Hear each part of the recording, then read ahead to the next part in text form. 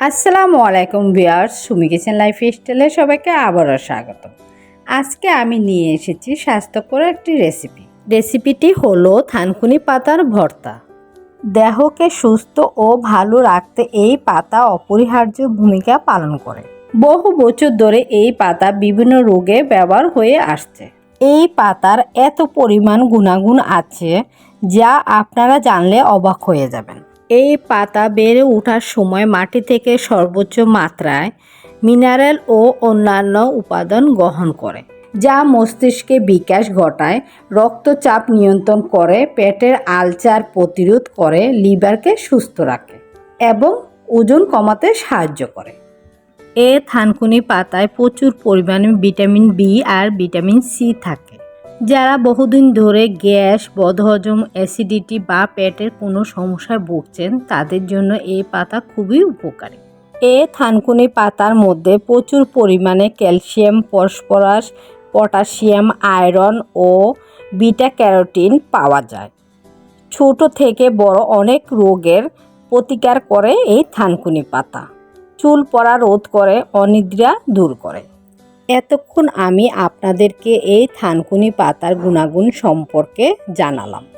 এখন আমি এই থানকুনি পাতার ভর্তা কিভাবে তৈরি করতে হয় তা দেখিয়ে দিচ্ছি।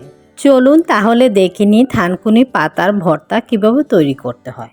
এই হলো সেই থানকুনি পাতা যা আমি বেছে ধুয়ে পরিষ্কার করে নিয়েছি। এই পাতাগুলি দিয়ে আজ আমি আপনাদেরকে ভর্তা করে দেখাবো। এখন এই থানকুনি পাতাকে আমি কুচি কুচি করে কেটে নিব ভর্তা তৈরি করার জন্য। এই দেখুন, এই থানকুনি পাতাগুলিকে আমি এভাবে কুচি কুচি করে কেটে নিয়েছি। আপনারা এভাবে কুচি কুচি করে কেটে নিলে আপনার ভর্তাটা ভালো হবে। এখন আমি চুলায় একটি পাতিল বসিয়ে দিয়েছি আর পাতিলে যথেষ্ট পরিমাণ পানি দিয়েছি। পানিটা গরম হতে আমি এখানে 4 টুকরো আলু দিয়ে দিয়েছি সিদ্ধ হওয়ার জন্য। আলুটা সিদ্ধ হয়েছে কিনা দেখানোর জন্য আমি আপনাদেরকে কাঁটা চামচ দিয়ে দেখিয়ে দিচ্ছি। এই দেখুন, আমার আলুগুলি পুরোপুরি সিদ্ধ হয়ে গেছে। এখন আমি আলুগুলিকে একটি প্লেটে তুলে নিচ্ছি। এই দিকে একটি চুলায় আমি পাইপ্যান বসিয়ে দিয়েছি। পাইপ্যানটা গরম হতে কয়েকটি শুকনামরিচ দিয়ে দিচ্ছি ভাজার জন্য। এখন একটি প্লেটে শুকনামরিচগুলি আমি একে একে ভেঙে নিচ্ছি ভর্তা তৈরি করার জন্য। আপনারা ঝাল যদি বেশি পছন্দ করেন তাহলে শুকনো মরিচটা বাড়িয়ে দিবেন। ঝালটা আপনি আপনার পছন্দ পরিমাণে বাড়িয়ে কমিয়ে নিতে পারেন। এখন দিয়ে দিচ্ছি পেঁয়াজ কুচি। পেঁয়াজ কুচি দিয়ে এখন দিয়ে দিচ্ছি আমি এখানে 1 চামচ লবণ।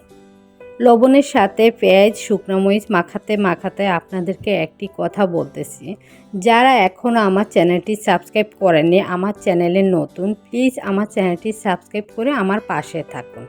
আর যারা অলরেডি আমার চ্যানেলটি সাবস্ক্রাইব করে আমার পাশে আছেন তাদেরকে অসংখ্য ধন্যবাদ। আপনাদের একটি সাবস্ক্রাইব আমাকে নতুন নতুন মজার ভিডিও নিয়ে আসতে উৎসাহ জাগায়। এখন দিয়ে দিচ্ছি সিদ্ধ করে রাখা আলুগুলি। একে একে আমি আলুগুলি ভেঙে পেঁয়াজ, শুকনো মরিচের সাথে মিশিয়ে নিচ্ছি। হাত দিয়ে ভালো করে চটকিয়ে পেঁয়াজ, শুকনো মরিচ, আলু মিশিয়ে নেবেন। যত ভালো চটকাবেন তত ভালো ভর্তাটা আপনার তৈরি হবে। আমার পেঁয়াজ, শুকনো মরিচ এবং আলু মিশানো হয়ে গেছে। এখন দিয়ে দিচ্ছি থানকুনি পাতা। থানকুনি পাতাগুলি দিয়ে আবারও ভালো করে চটকিয়ে মাখিয়ে নেব। থানকুনি পাতা, আলু, পেঁয়াজ, শুকনো মরিচ হাত দিয়ে ভালো করে চটকিয়ে মাখিয়ে নিয়েছি। এখন দিয়ে দিচ্ছি পরিমাণ মতো সরিষার তেল। সরিষার তেল দিয়ে আবার হাত দিয়ে ভালো করে মাখিয়ে নিচ্ছি। এই তৈরি হয়ে গেল আমার থানকুনি পাতার ভর্তা। এখন ভর্তাটাকে আমি ছোট ছোট বল আকারে তৈরি করে একটি প্লেটে তুলে নিচ্ছি পরিবেশন করার জন্য। আপনাদেরকে খুব সহজভাবে তৈরি করে দেখানোর চেষ্টা করেছি থানকুনি পাতার ভর্তা। আশা করি আপনাদের ভালো লেগেছে। যদি ভালো লেগে থাকে তাহলে আমার ভিডিওতে লাইক করবেন, কমেন্ট করবেন আর আপনার প্রিয়জনদের সাথে শেয়ার করবেন।